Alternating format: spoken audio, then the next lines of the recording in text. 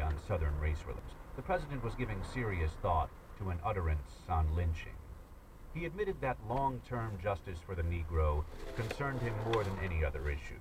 One of his least noticed guests that July was Rollo Ogden, sometime Presbyterian missionary, editor of the New York Evening Post, and a crusader against mob justice. They met amid reports that anti-Negro vigilantes were menacing a jail in Evansville, Indiana. Governor Winfield T. Durbin had sent in state troops who killed 6 rioters. Even so, hundreds of terrified blacks were quitting town.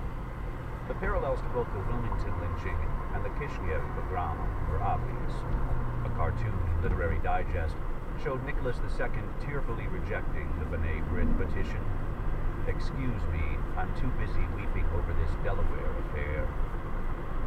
Roosevelt promised Ogden that he would say something soon. For political reasons, he could not do so immediately. A Democratic primary campaign of extreme virulence was approaching its climax in Mississippi, with 2 racists, Fernando Money and James K. Vardaman, respectively fighting 2 administration-backed moderates for the senatorial and gubernatorial nominations. Since there was no effective Republican opposition in that state, selection was as good as election.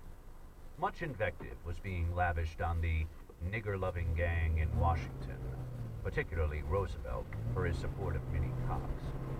Governor Andrew H. Longino, running for re-election, was blamed for involving the president in Mississippi politics during his 1902 visit to the Little Sunflower. Any move now by the detested Teddy against lynching, which Longino had himself condemned, would ensure the governor's defeat.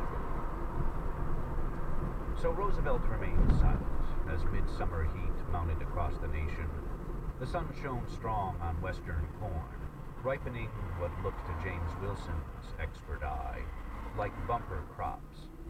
A good harvest was gold in Republican coffers, the Secretary of Agriculture wrote from South Dakota. "This people is very prosperous and so enthusiastic for you that they will contribute just as freely to next year's campaign as to build a church." Temperatures and tempers rose less encouragingly at labor conventions in many cities. So far in 1903, there had been a record 3,500 strikes nationwide, and not only Wall Street held Roosevelt responsible.